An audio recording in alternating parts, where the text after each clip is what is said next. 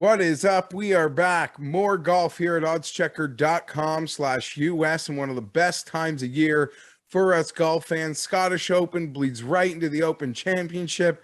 We also got a run of subfield events that, with the time change, golf degens like a little overseas across the pond, and then some late afternoon subfield. If that is your dish, well, it's going to be served to you in plenty over the next couple weeks, but an outstanding event in Scotland. Go check out my outright video with Rick Gaiman at Rick Run Good. We ran through the outright board for that one, but for now, I'm going to talk some props with my guy, Joe Idone at Tour Picks. Scottish Open field is stacked, Joe. What are you feeling as we start our descent into the final major of the season? Yeah, I'm excited to get this going, man. We had a little preview of some European golf the last couple of days, which was fun, but we're officially in alarm clock golf season. So the Scottish field is stacked. Looking forward to St. Andrews next week and wrapping up the final major of the season. Here it is. So I'll start us off right now. Going to get right into it. I'm going to go with Hideki Matsuyama T20, Joe, taking that plus 175 on the odds checker grid. Last time we saw Hideki, it was the US Open. He finished fourth. So you take your chances with Decky, who does have these bit of layoffs between starts, and you certainly know he's going to ramp himself up for next week. And this field is enormous. It's enormous to begin with. Now we've had to let with all the other wranglings, some of the live guys back in. So we're like north of 156 guys in what's looking to be a really calm week. Wild cards could come from all over the place. But Hideki Matsuyama, I'm going to trust that iron game as it's currently laid out for us in Scotland this week. Going to play that 175 T20 on Decky. That does supplement the outright I've already made this week on Hideki to win this week. So obviously feeling all things Decky. Yeah, love that. Decky coming in with some solid form, obviously from the US Open, where he made a run where it looked like he could potentially be one of those guys that posts the number early and hangs out in the clubhouse for a playoff. That didn't happen. But speaking of guys who are just striking it well, now I know this is probably the squarest play on the board this week, but I still think DraftKings has a good number hanging. Plus 125 on Xander Schauffele. He's basically minus money at many of the other shops you're going to see around town. Look, he just won the JP McManus. He won, obviously, the Travelers. He's coming in with a renewed confidence, I think, in his putter, and his iron game is playing great. He played awesome at the Scottish last year. I feel like he is the type of player that really kind of is built for this type of, he's built to cross the pond, unlike some other sort of Americanized players that I may worry a little bit about. Plus 125, I feel like it's a fair number given his current status of his form at what is an all-time high. And he finally got that monkey off of his back, which I think was good for him. And you can really sort of see the relief on him. Plus 125, Xander, taking that. Top 20. Yeah. Listen, I mean, Xander pulls off another one. You'll giggle at the team event. That'll be 3 for the season. As I've already discussed, today a couple times, Joe, I have not bet Xander this week, but it correlates to your T20 number. The fact is there's still 20s, a 22 to 1 on an enhanced number on Xander. That's the Xander number you get when he hasn't won, and you can make all the jokes about Xander. And it seems like winning in some books hasn't really changed the Xander number, but at least now you're getting Xander with a win off this, this other Pro-Am win, whatever, but good form. So it's weird to see the number. I guess they figured they were already as low as they could go. Him winning and then playing well doesn't really change much. That, if anything, shows you how low they were to begin with on Xander, maybe undeservedly. But yeah, I'm very pro Xander. Always enjoy seeing him win. I'll move it along. Ty Hatton, T40 plus 120. The run of form for Hatton honestly has not been ideal, but we're going back to a happy place. It's Links Golf. Pound for pound, you can make a case the best links golfer on planet Earth right now has Well, I don't want to say right now, but a reputation. You know, when you win back-to-back Alfred Dunhill links, you're going to be in that conversation as the best links golfer in the world for an extended period of time. That time is not run out yet. So it's almost a belief that the number is just too high on Hatton, not wanting to bet on him to win, but going to play him in some other markets, Joe. Also at 120 on Hatton, I'm staring at a matchup over Max Homa. Great form, Max. Don't want to step in front of Max, but again, Hatton in his happy place. Think that's something I could find myself advantageous. But the play is Hatton on the T40. I'm staring at that matchup. I know you got a matchup near the front of the board this week. Yeah, speaking of a guy in his happy place where he really sort of cut his cloth, so to speak, Matt Wallace is an interesting one to me to finish top 40 this week. DraftKings has the best number available on the odds checker grid at plus 250. That's as much as 100 points higher than some other boards. I think there's plus 160 at PointsBet. So a good number there. He's managed to clear this top 40 number in 3 consecutive starts over there on the DP World Tour. 5th at the Dutch. I believe it was an 18th at the Porsche Open most recently. And just another guy who I feel like is very comfortable. I mean, how many years ago? What was it, 3 or 4 years ago that he rattled off like 4 wins in like a 5-month span and just vaulted up the world rankings? I know we're a long way away from that, but asking him to finish top 40, I think is a reasonable ask at getting plus 250 to your dollar. Not bad at all, Joe. Well, it seems like I wrote down more props than I'm supposed to.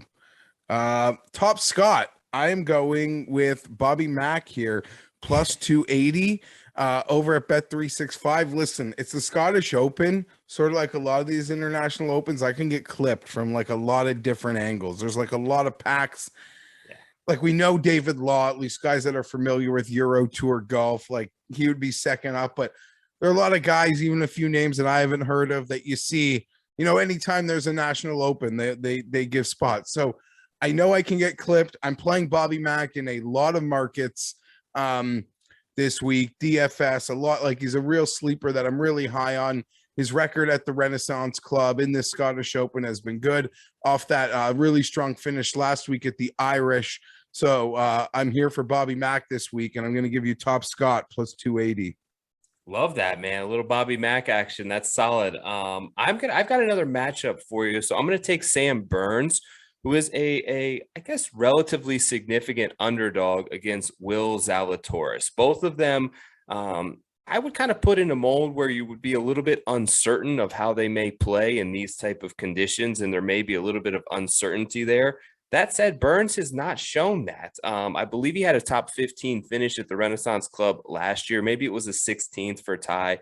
Obviously played well in Ireland the past couple of days, almost made a run at Xander, finished runner up there. And he's just been so solid, not only on approach, where he's always good, Geoff, where he's been top 5 in the field coming into this thing, but his short game has been vastly improved. And I know a lot of that leans on your putting stats, but I feel like he's gotten much better at these little chips around the green, which I think are going to be indicative of success this week at Renaissance Club. I'm going to go Sam Burns plus 120 over Will Zalatoris this week in my matchup play of the week over at Scotland. Yeah, I'll be honest. Neither player are ones I will want to step in front of. They both showed themselves adequately last year at the Scottish Open. And before Will had to withdraw, made a great par save out of some like insane high grass. And yeah, then he like withdrew the next day, and you could have pointed to, we all who watched it were probably like, yeah, that was probably it. Yeah, I love them both. They both set up perfectly. They're players you could worry that they might not, you know, feel comfortable, but early indications are they both handle themselves quite well. I'm throwing in an extra one, Joe, because I wrote it down and it seemed like I meant to cross off the Hideki one, but hey, it's been a long weekend for everybody. So I'm just going to fire it. Jordan Smith, T40 plus 155. You could say that's, you know, pretty soft way to play a long shot like that, but Smith led the field in tee to green last week in Ireland, lost 8 strokes putting. These green complexes, by all accounts, are could be very friendly to the lesser likes on the putting circuit. That's why I've even seen people showing love to my boy Corey Connors this week, but I'm not asking for something huge. Jordan Smith, the way those irons are playing, going to cash that T40. And before I let you out, Joe, mentioned Subfield at the top. The boys are in Kentucky this week at the Barbasol. Normally the guys who get a bet at 100, 150, 200 make up the 20 to 50 to 1 range. Where are you firing? Yeah, this is one of those weeks where it's tough to really make a hard case on a guy at 25 to 1 just because it feels so weird. But look, if you've been on the horse for quite a while and quite a few months, you've almost just kind of plug your nose and play it. That's the case for me with Adam Svensson, who I've been on basically all the way through the Florida swing, a lot of times playing him in these top 40s. I do think that he's probably the best ball striker in this field. I'm going to go with him. I think 25 to 1 is the best number over there on DraftKings. You got anybody for us, buddy? Listen, I'm going to say the names, but I don't got an extensive case to really make. It's kind of just a plug and play, hope for some entertainment as will be later in the day. But I have made 2 bets so far on the Barbasol. Lee Hodges 50 to 1, Sam Ryder 40 to 1. I don't even want to be here defending them, Joe. We will leave it at that. If Gotterup isn't hungover, if you've been following him post his great little finish on the weekend, I'm worried. He could just run through all these guys, and I don't think it's unfair to look at him at 22 to 1 either. But that's a move I haven't made. Again, this is it. We're gonna have a fun couple weeks here, Joe, as we get set for the final major of the season, the 150th Open Championship at St. Andrews. Sure, the golf controversy will show its head next week, but I think the golf world will just be real excited to celebrate it. And as Tiger Woods kind of wanted to remind us, probably gonna be the last time you ever see me compete at St. Andrews. So just sort of hearing that alone, it's like, whoa, okay, time to buckle up. Next week's gonna be important. Yeah. If there was ever a spot, like we know Augusta so well, but if there was ever a spot in the Open Championship, Rhoda, it's St. Andrews. We all know exactly what to expect from there. It will be fun to see Tiger. Hopefully that will detract from some of the storylines, although we know that that's not going to be the case once players get a microphone in front of them and start making comments at each other. But all in all, I'm excited for some early morning Open Championship golf and can't wait to see what St. Andrews has in store for us next week. Hopefully we get a little, we got to get that weather at least. We got to get the weather. I was about to end it, Joe. If we don't get the weather, yeah, 1 or 2 of those guys might break St. Andrews. And I don't want any golf historians to yell at me. I just mean where the game is going, like what those guys will be able to do to a dormant St. Andrews. There's no offense. That golf course wasn't created to take on these guys without weather. So I really hope it's up, or they might break the home of golf. I mean that just from a scoring perspective. Yeah, it could definitely get out of hand. Hopefully, as it tends to do, this all kind of works itself out and we'll get ourselves a great 4th and final major championship of the season.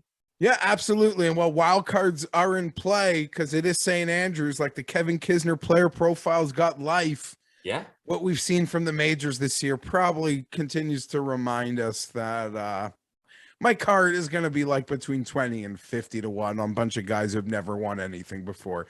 That'll be my tease, and that's no surprise to anybody.